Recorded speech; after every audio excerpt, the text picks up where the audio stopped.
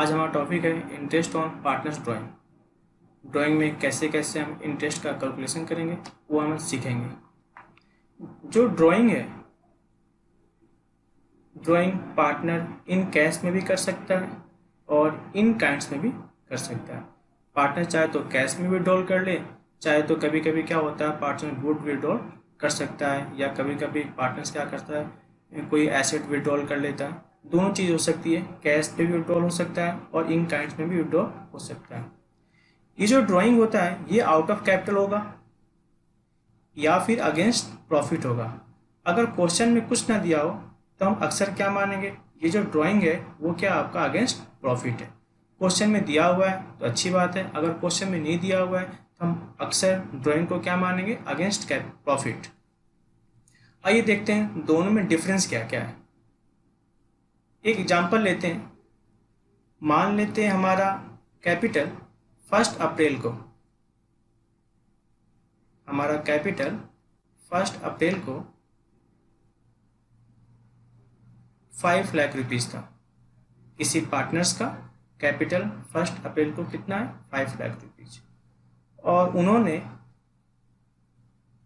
1 अक्टूबर को 2 lakh rupees withdrawal कर लिया, 2 लाख रुपीज ड्राइंग कर लिया।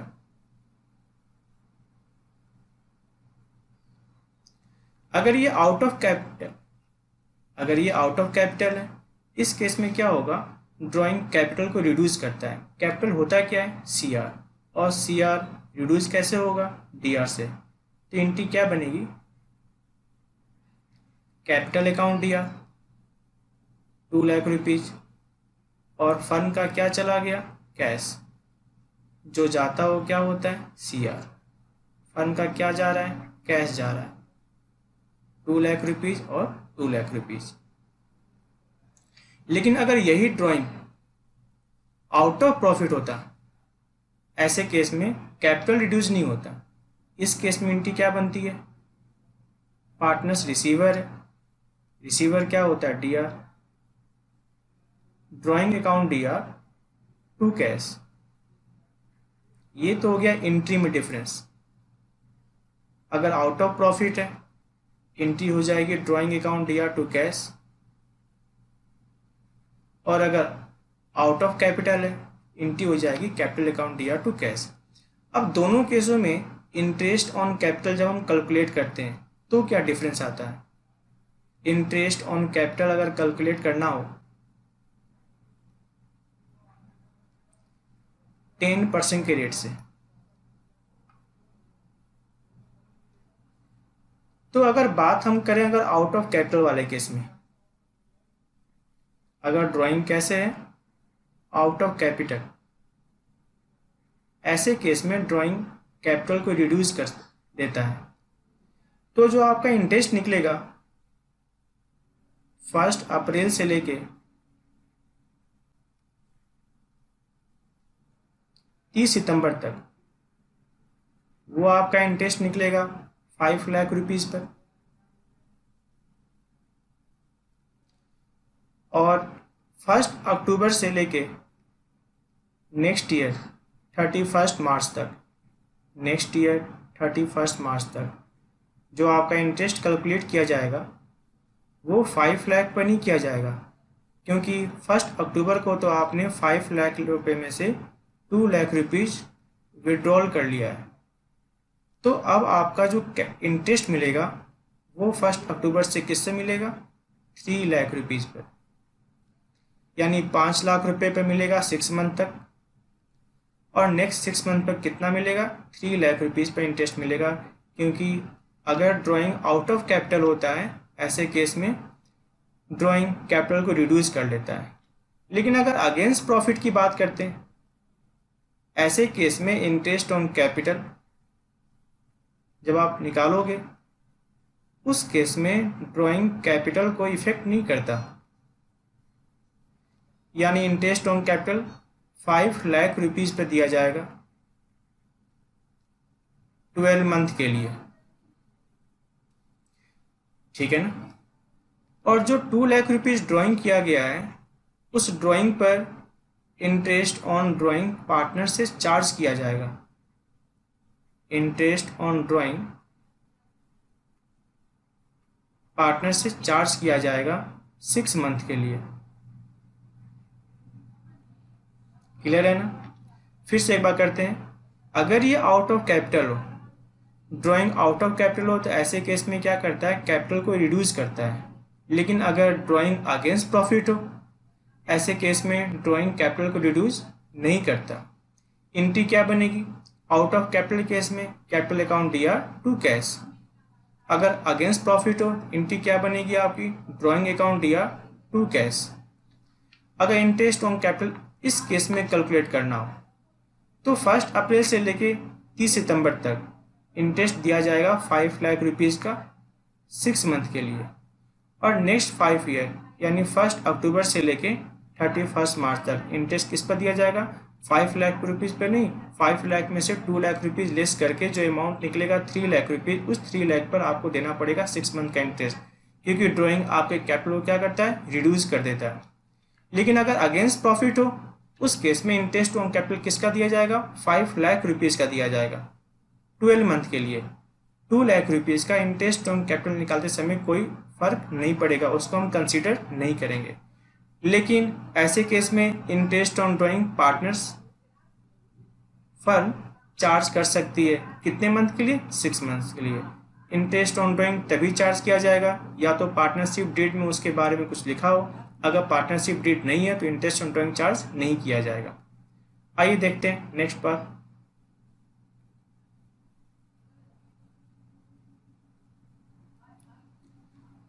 Drawing against capital. अगर ड्राइंग क्या होता है? अगेंस्ट कैपिटल होता है। ऐसे केस में क्या होता है आपका? इंटरेस्ट ऑन कैपिटल जो होता है वो उसी कैपिटल पे दिया जाएगा जो कैपिटल ड्राइंग के बाद बच जाएगा। याद है ना, आपने 1 अक्टूबर के बाद इंटरेस्ट किस पर दिया था? 5 लाख रुपीज़ पे नहीं दिया था आपने किस पर दिया था? 3 लाख रुपीज़ पर दिया था। इंटरेस्ट ऑन कैपिटल उस अमाउंट पे नहीं दिया जाएगा जो अमाउंट आपने क्या किया है? विड्रॉल कर लिया है। और जब एंट्री करोगे उस केस में क्या होता है? कैपिटल को क्या करते हैं? डेबिट करते हैं। और फर्म का क्या जा रहा है? कैश। जो जाता है वो क्या होता है? CR। अगर ड्राइंग अगेंस्ट प्रॉफिट होता है, ड्राइंग अगेंस्ट प्रॉफिट में क्या होता है कि पार्टनर्स को ये उम्मीद है कि फ्यूचर में क्या होने वाला है? प्रॉफिट होने वाला है। ऐसे केस में क्या करते हैं? अगर पार्टनर्स को कोई ज़रूरत होती है तो पार्टनर्स क्या कर सकता है? विड्रॉल कर सकता है। ऐसे केस में क्या होगा? जब हम इंटरेस्ट ऑन कैपिटल कैलकुलेट करेंगे उस समय हमें ड्राइंग वाले अमाउंट से कोई मतलब नहीं होता। अगर पार्टनरशिप डीड एग्जिस्ट नहीं है या पार्टनरशिप डीड एग्जिस्ट तो है लेकिन इंटरेस्ट ऑन ड्राइंग के बारे में उसमें कोई प्रोविज़न नहीं है, ऐसे केस में क्या होगा? ड्राइंग पे इंटरेस्ट चार्ज नहीं किया जाता।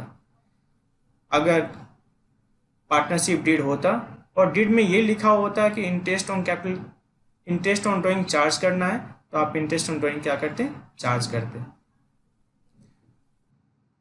ड्राइंग अगेंस्ट प्रॉफिट का जब हम निकालते हैं इंटरेस्ट ऑन कैपिटल, उस समय हम ड्राइंग अगेंस्ट प्रॉफिट कंसीडर नहीं करते, क्योंकि इस तरह के ड्राइंग कैपिटल को रिड्यूस नहीं करते। आइए देखते हैं नेक्स्ट जनरल एंट्री क्या क्या होती है। जब इंटरेस्ट ऑन ड्राइंग चार्ज किया जाता है, इंटरेस्ट ऑन ड्राइंग फर्म के लिए इनकम है और इनकम क्या होता है? CR।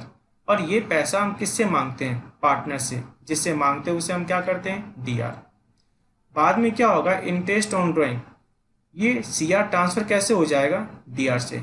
और पार्टनर्स को जो भी दिया जाता है, चाहे वो salary, interest on capital, profit, loss, वो सब के सब ट्रांसफ़र कहाँ हो जाते हैं? Profit and loss appropriation account में। इसीलिए इंटरेस्ट ऑन ड्राइंग भी ट्रांसफ़र कहाँ हो जाएगा? Profit and loss appropriation account में। तो वही आपने किया। इंटरेस्ट ऑन ड्राइंग था क्या? CR ट्रांसफ़र कैसे होता है? DR से। और ये ट्रांसफ़र कहाँ कर दिया आपने? Profit and loss appropriation account में। आइए अब देखते हैं drawing against profit and drawing against capital में क्या अंतर है। सबसे पहला पॉइंट, किसको डेबिट किया जाएगा? अगर ड्राइंग अगेंस्ट प्रॉफिट हो इस केस में डेबिट किसको किया जाता है? ड्राइंग को। मैंने कहा था ना, एंट्री क्या हो जाती है आपकी? Drawing account DR to cash. अगर ड्राइंग अगेंस्ट कैपिटल हो, इस केस में डीआर किसको किया जाता है? चूंकि ये ड्राइंग कैपिटल को रिड्यूस करता है, कैपिटल होता क्या है? सीआर। सीआर कैंसिल कैसे होगा? डीआर से। इसीलिए ऐसे केस में क्या करते हैं हम? कैपिटल अकाउंट को डीआर करते हैं। अब बात ये होती है कि ड्राइंग अगेंस्ट प्रॉफिट और ड्राइंग अगेंस्ट कैपिटल किसका पार्ट होता है? ड्राइंग अगेंस्ट प्रॉफिट क्या होता है? फ्यूचर में एक्सपेक्टेड प्रॉफिट का एक पार्ट होता है। हमें लगता है फ्यूचर में प्रॉफिट होने वाला है, तो अगर किसी पार्टनर्स को कुछ रिक्वायरमेंट हो तो पैसा क्या कर सकता है? निकाल सकता है।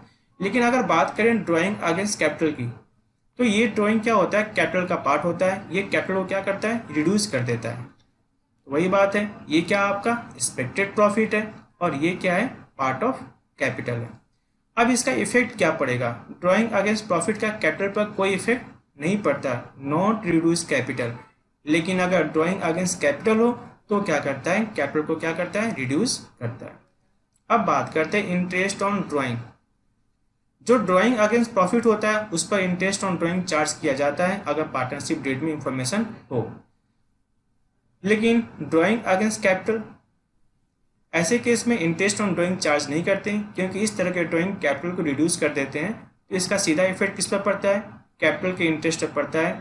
इस पर इंटरेस्ट ऑन ड्राइंग चार्ज नहीं किया जाता। अब बात करते हैं इंटरेस्ट ऑन कैपिटल के बारे में। जब इंटरेस्ट ऑन कैपिटल निकालते हैं तो ड्राइंग अगेंस्ट प्रॉफिट का इंटरेस्ट ऑन कैपिटल निकालते समय हम कंसीडर नहीं करते, क्योंकि इस तरह के ड्राइंग पर हम अलग से क्या करते हैं? इंटरेस्ट चार्ज करते हैं। चूंकि ये कैपिटल को रिड्यूस नहीं करता, इसलिए ड्राइंग अगेंस्ट प्रॉफिट का इंटरेस्ट ऑन कैपिटल पर कोई फर्क नहीं पड़ता। लेकिन ड्राइंग अगेंस्ट कैपिटल कैपिटल को रिड्यूस करता है, इसलिए जब हम इंटरेस्ट ऑन कैपिटल निकालते हैं तो ड्राइंग अगेंस्ट कैपिटल को हम क्या कर सकते हैं? कंसीडर करते हैं। जो मैंने आपको पिछले एग्जाम्पल में करके दिखाया था, 5 लाख रुपए में से 2 लाख रुपए विड्रॉल किया था आपने, तो इंटरेस्ट किस पर दिया गया था? अगले 6 मंथ के लिए 3 लाख पे इंटरेस्ट दिया गया था। वही बात है, ये इंटरेस्ट ऑन कैपिटल जब कैलकुलेट करेंगे इसको कंसीडर करते हैं, लेकिन इस वाले केस में इंटरेस्ट ऑन कैपिटल को हम कंसीडर नहीं करते जब हम निकालते हैं इंटरेस्ट ऑन कैपिटल। तो आइए नेक्स्ट देखते हैं इंटरेस्ट ऑन ड्राइंग कैलकुलेट कैसे करेंगे। ड्राइंग 2 तरीके की हो सकती है। एक होती है आपका इरेगुलर ड्राइंग और एक होता है आपका रेगुलर ड्राइंग। इरेगुलर ड्राइंग वो ड्राइंग होता है जिसमें अमाउंट भी सेम भी हो सकते हैं और डिफर भी कर सकते हैं, लेकिन 2 ड्राइंग के बीच में जो टाइम इंटरवल होगा वो इक्वल नहीं होगा, यूनिफॉर्म नहीं होगा। इस तरह के ड्राइंग को हम क्या बोलते हैं? इरेगुलर ड्राइंग बोलते हैं। रेगुलर ड्राइंग वो ड्राइंग होता है इसमें अमाउंट भी सेम होते हैं और जो 2 ड्राइंग के बीच में जो टाइम इंटरवल होता है वो भी आपका यूनिफॉर्म होता है। इस तरह के ड्राइंग को हम क्या बोलते हैं? रेगुलर ड्राइंग बोलते हैं। अब बात करते हैं अगर अनइक्वल अमाउंट हो, ऐसे केस में इंटरेस्ट ऑन ड्राइंग के 2 तरीके होते हैं। एक तो आपका सिंपल मेथड, एक होता है आपका प्रोडक्ट मेथड। ये मेथड तब यूज करते हैं जब अमाउंट क्या हो? जब ड्राइंग अनइक्वल हो। ऐसे केस में हम 2 मेथड यूज कर सकते हैं, या तो हम सिंपल मेथड यूज करेंगे या प्रोडक्ट मेथड यूज करेंगे। दोनों से आंसर क्या आता है? सेम आता है। मैं आपको एक एग्जांपल करके सॉल्व करके दिखाता हूं। सिंपल मेथड, सिंपल मेथड में क्या होता है? जब जब आप अमाउंट विड्रॉल करते हैं सभी अमाउंट का आप अलग अलग इंटरेस्ट चार्ज करते हैं और बाद में आप क्या करते हो? उन सबको टोटलिंग कर देते हो। इंटरेस्ट ऑन ड्राइंग का फॉर्मूला क्या होगा? जो भी आपने अमाउंट विड्रॉल किया मल्टीप्लाई किससे करोगे आप? रेट से। डिवाइड किससे करोगे आप? 12 से। और जितने मंथ के लिए आपने विड्रॉल किया उतने मंथ से आप मल्टीप्लाई करोगे। एक एग्जांपल करके देखते हैं।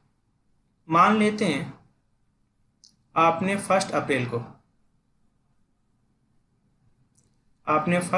को विड्रॉल किया है 5 लाख रुपीज और 1 अक्टूबर को आपने विड्रॉल किया है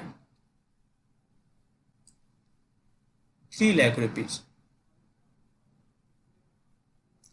अमाउंट क्या है? अनइक्वल है। पहले आपने कितना निकाला? 5 लाख रुपीज। बाद में आपने कितना निकाला? 3 लाख रुपीज। दोनों का इंटरेस्ट हम अलग अलग निकालेंगे। इस वाले अमाउंट पर हम कितने मंथ का निकालेंगे? 12 मंथ का, क्योंकि इंटरेस्ट का कैलकुलेशन कब किया जाएगा? साल के अंत में। पैसा कब निकाला? 1 अप्रैल को। साल का अंत कब होगा? 31 मार्च। बीच में टाइम टेबल कितना हो गया? 12 मंथ। इस केस में देखिएगा, पैसा आपने कब निकाला है, 1 अक्टूबर को, कितना, 3 लाख रुपीज़। तो 1 अक्टूबर से अक्टूबर, नवंबर, दिसंबर, जनवरी, फरवरी, मार्च, 6 मंथ का आप इंटरेस्ट कैलकुलेट करेंगे। तो दोनों का आप इंटरेस्ट अलग अलग कैलकुलेट करोगे, ये कहता है आपका सिंपल मेथड। आइए इंटरेस्ट कैलकुलेट करके देखते हैं। मान लेते हैं जो रेट ऑफ इंटरेस्ट है, rate of interest 10% per annum है। तो 5 लाख रुपीज़ पर interest on capital, interest on drawing,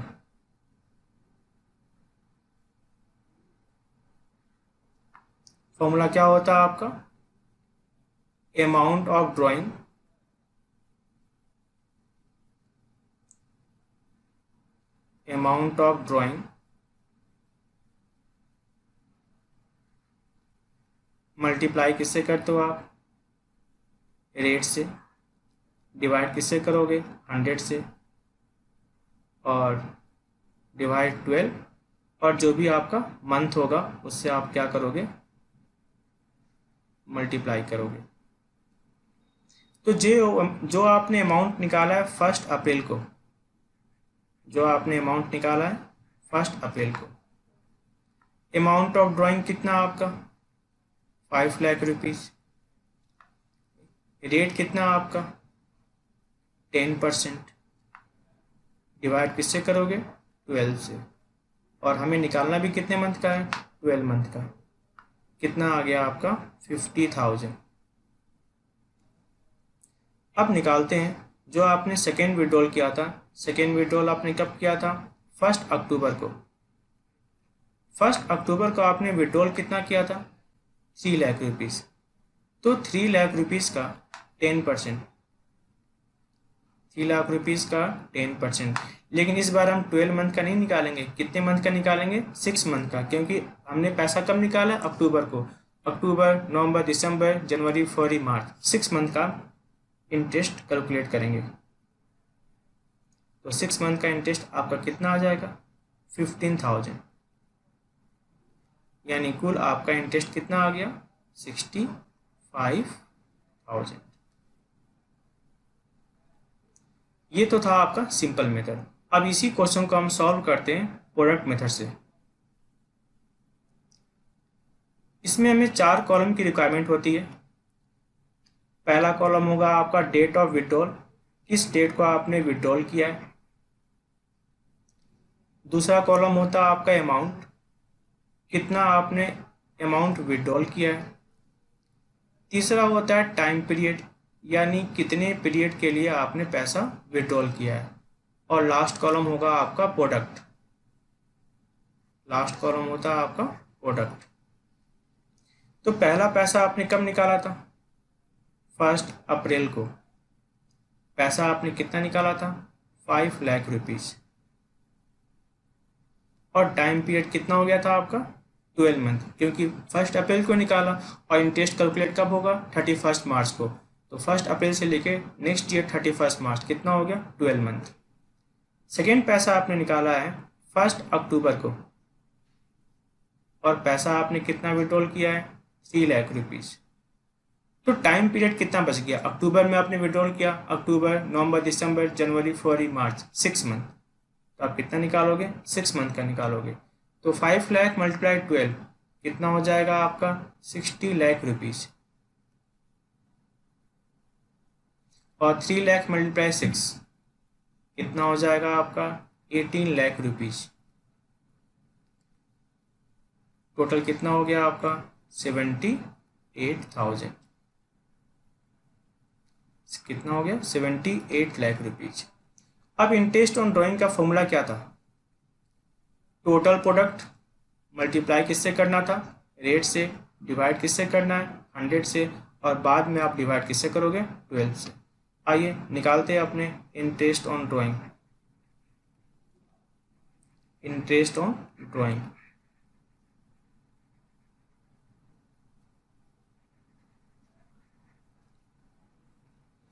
total product आपका कितना है, 78 lakh rupees. Rate of interest कितना था आपका, 10%। और इसको आप डिवाइड किससे करोगे, आप 12 से। तो आपका आंसर यहाँ भी कितना आएगा,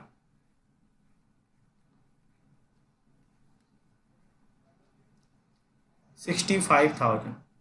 तो आप देख रहे हो ना, अगर आप मेथड कौन सा यूज़ करो, सिंपल मेथड, या आप मेथड कौन सा यूज़ करो, प्रोडक्ट मेथड, दोनों में आंसर क्या आता है, सेम आता है। और ये मेथड तब हम यूज़ करते हैं जब आपका ड्राइंग इरेगुलर हो, या तो अमाउंट डिफर हो या फिर टाइम इंटरवल क्या हो, डिफर हो। ऐसे केस में क्या होगा, आप इंटरेस्ट ऑन ड्राइंग दो तरीके से यूज़ कर सकते हो, या तो सिंपल मेथड या फिर प्रोडक्ट मेथड। सिंपल मेथड में क्या होता है, आप सभी अमाउंट का अलग अलग इंटरेस्ट निकालते हो, और प्रोडक्ट मेथड में आप एक फॉर्मूला यूज़ करते हो। फॉर्मूला क्या होता है आपका, टोटल प्रोडक्ट। प्रोडक्ट कैसे निकलता है, अमाउंट को मल्टीप्लाई किससे करते हैं, पीरियड से। मल्टीप्लाई फिर किससे करोगे आप, रेट से, और डिवाइड किससे कर दोगे आप, 12 से। वो होता है आपका इंटरेस्ट ऑन ड्राइंग का फॉर्मूला। 4 कॉलम, एक तो क्या होगा डेट, एक क्या होगा अमाउंट, तीसरा क्या होगा पीरियड। पीरियड क्या होता है, जिस टाइम आपने पैसा विड्रॉल किया है और वहाँ से लेकर 31 मार्च तक जो बीच का डिफरेंस होगा वो क्या हो जाता है आपका पीरियड। फिर आप अमाउंट का मल्टीप्लाई किससे करोगे, पीरियड से, आपका क्या निकल जाता है, प्रोडक्ट। इंटरेस्ट ऑन ड्राइंग का फॉर्मूला आपको पता है, टोटल प्रोडक्ट, वो हमारा कितना था, 78 लाख रुपीज़। मल्टीप्लाई किससे करोगे, रेट, रेट हमारा कितना था, 10%, और अंत में डिवाइड किससे कर दोगे, 12 से। आइए देखते हैं नेक्स्ट। अब हम बात करते हैं एवरेज पीरियड मेथड का। ये मेथड कब यूज़ करते हैं, जब आपका ड्राइंग इक्वल हो और दो ड्राइंग के बीच में टाइम इंटरवल भी क्या हो, यूनिफॉर्म हो।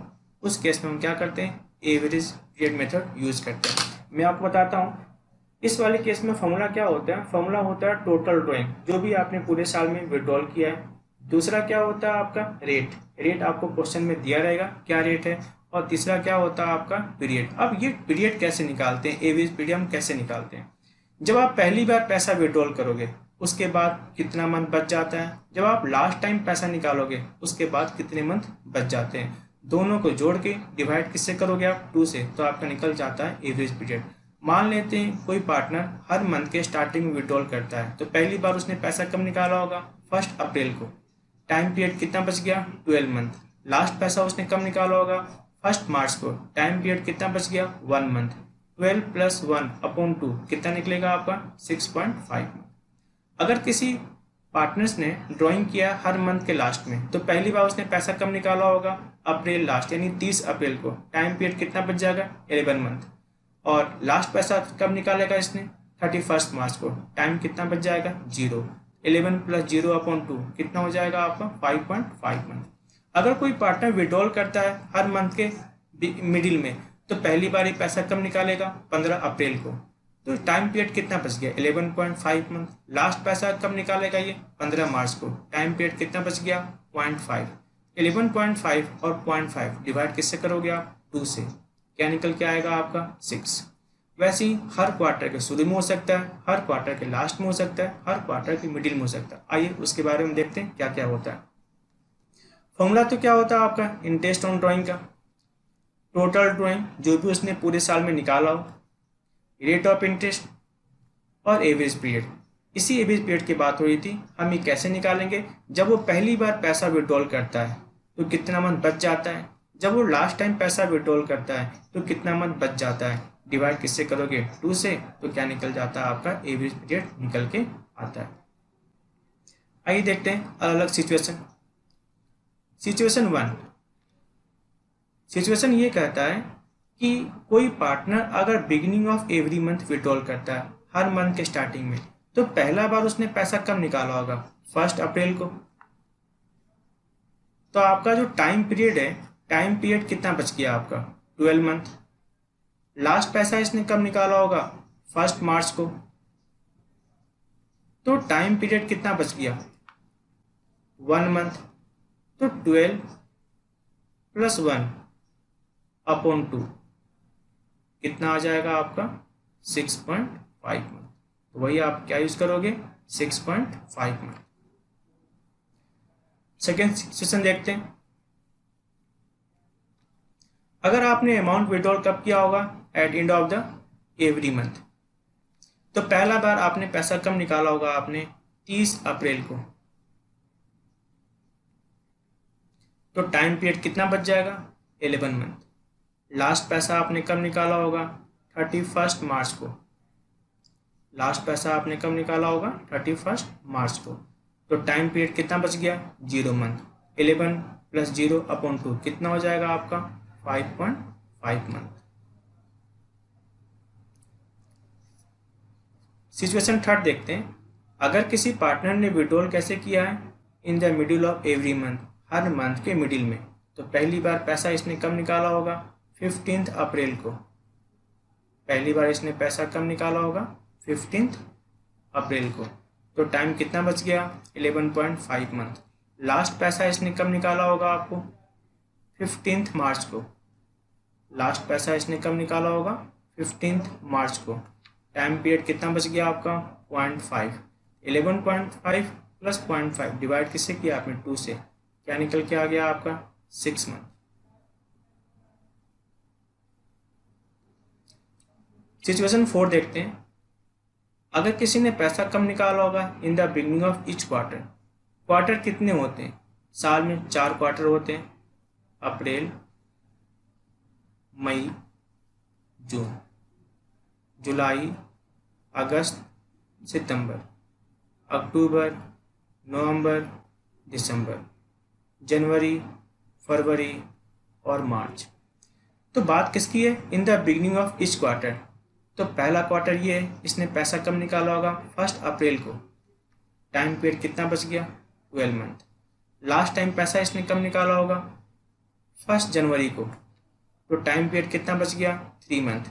यही बात हुई थी ना फॉर्मूले की, जब पहली बार पैसा निकालेगा तो टाइम पीरियड कितना बच जाएगा, लास्ट टाइम जब पैसा निकालेगा तो टाइम पीरियड कितना बच जाएगा, और डिवाइड किससे करोगे आप, 2 से। क्या निकल के आया, 7.5 मंथ। अगर यही क्या होता हर क्वार्टर के लास्ट में, तो पहला पैसा कब निकलता, 30 जून को। टाइम पीरियड कितना बच जाता, 9 मंथ। लास्ट पैसा कब निकलता आपका, 31 मार्च को। टाइम पीरियड कितना बच जाता है, 0। डिवाइड किससे करते हैं आप, 5 से, 2 से। तो आपका आंसर क्या निकल के आता, 4.5 मंथ। आइए देखते हैं सिचुएशन नंबर 5। अगर पैसा विड्रॉल कब किया गया है, in the middle of each quarter, her quarter के मिडिल में। ऐसे केस में पहला पैसा कब निकला होगा, 15 मई को। तो टाइम पीरियड कितना बच गया आपका, 10.5 मंथ। लास्ट पैसा आपने कब निकाला होगा, 15 फरवरी को। टाइम पीरियड कितना बच गया आपका, 1.5 मंथ। तो 10.5 + 1.5, इसको आप डिवाइड किससे कर दोगे, 2 से। आंसर क्या आएगा आपका, 6 मंथ। यानी हर क्वार्टर के मिडिल में पैसा निकलेगा, तो आप कितने मंथ का इंटरेस्ट निकालोगे, 6 मंथ का इंटरेस्ट निकालोगे। आइए देखते हैं सिचुएशन 6। अगर आप कब निकालते हो, at the end of each quarter, her quarter के लास्ट में। तो पहला पैसा आपने कब निकाला होगा, 30 जून को। टाइम पीरियड कितना बच गया, 9 मंथ। लास्ट पैसा आपने कब निकाला होगा, 31 मार्च को। टाइम पीरियड कितना बच गया, 0। तो 9 + 0/2 कितना आएगा आपका, 4.5 मंथ। आइए देखते हैं सिचुएशन 7। अगर कोई फिक्स अमाउंट आप विड्रॉल करते हो ड्यूरिंग 6 मंथ, सिर्फ आपने 6 मंथ ही विड्रॉल किया, यानी 6 मंथ बाद बुक क्लोज हो गया हो। इस केस में अगर आपने 6 मंथ ही पैसा विड्रॉल किया और 6 मंथ बाद बुक क्लोज हो गया है, इसका मतलब अगर बुक क्लोज होता है 31 मार्च को, बुक क्लोज कब होता है, 31 मार्च को आपका बुक क्लोज होता है। इसका मतलब आपने पैसा निकालना कब शुरू किया होगा, 1 अक्टूबर को। तभी तो अक्टूबर, नवंबर, दिसंबर, जनवरी, फरवरी, मार्च, 6 मंथ बाद क्या हो गया, बुक क्लोज हो गया। ऐसे केस में कैसे निकलेगा, अगर आपने हर मंथ के बिगनिंग में पैसा निकाला है, तो पहली बार पैसा आपने कब निकाला है, 1 अक्टूबर को। टाइम कितना बच गया, 6 मंथ। आपने कब निकाला होगा, 1 मार्च को। तो टाइम पीरियड कितना बच गया, 1 मंथ। 6 + 1/2 कितना आएगा आपका, 3.5 मंथ। अगर आपने हर मंथ के मिडिल में पैसा निकाला होगा, तो पहली बार आपने पैसा कब निकाला होगा, 15 अक्टूबर को। टाइम पीरियड कितना बच गया आपके पास, 5.5 मंथ। लास्ट पैसा आपने कब निकाला होगा? आपने 15 मार्च को। टाइम पीरियड कितना बच गया आपका? 0.5। तो 5.5 डिवाइड किससे करोगे? 2 से। तो क्या निकल के आएगा आपका? 3 मंथ। थर्ड देखते हैं, अगर आपने हर मंथ के एंड में पैसा निकाला है तो पहली बार आपने पैसा कब निकाला होगा? 30 अक्टूबर को। तो टाइम पीरियड कितना बच गया? 5 मंथ। लास्ट पैसा आपने कब निकाला होगा? 31 मार्च को। लास्ट पैसा आपने निकाला है 31 मार्च को। तो टाइम पीरियड कितना बच गया? 0। तो 5 + 0/2 कितना आ जाएगा आपका? 2.5। ठीक है ना? केस क्या है? आप जो पैसा विड्रॉल कर रहे हो ना, 6 मंथ बाद बुक क्लोज हो रहा है, तो आपने पैसा विड्रॉल करना ही कब से शुरू किया होगा? 1 अक्टूबर से। तो काउंटिंग कब से होगी? 1 अक्टूबर से काउंटिंग होगी। तो अगर बिगनिंग में है तो पहली बार आपने पैसा कब निकाला होगा? 1 अक्टूबर को। टाइम इंटरवल कितना बच गया? 6 मंथ। लास्ट पैसा आपने कब निकाला होगा? 1 मार्च को। टाइम इंटरवल कितना बच गया? 1। तो 6 + 1/2 कितना होगा? 3.5 मंथ। अगर आपने हर मंथ के मिडिल में पैसा निकाला है तो पहली बार आपने पैसा कब निकाला होगा? 15 अक्टूबर को। टाइम पीरियड कितना बच गया? 5.5। लास्ट पैसा आपने कब निकाला होगा? 15 मार्च को। टाइम पीरियड कितना बच गया? 0.5 डिवाइड 2 कितना हो गया? 3। अगर आपने हर मंथ के लास्ट में पैसा निकाला है तो पहली बार आपने पैसा कब निकाला है? 30 अक्टूबर को। टाइम पीरियड कितना बच गया? 5 मंथ। लास्ट पैसा आपने कब निकाला है? 31 मार्च। टाइम पीरियड कितना बच गया? 0। डिवाइड किससे करोगे? 2 से। क्या निकल के आएगा आपका? 2.5।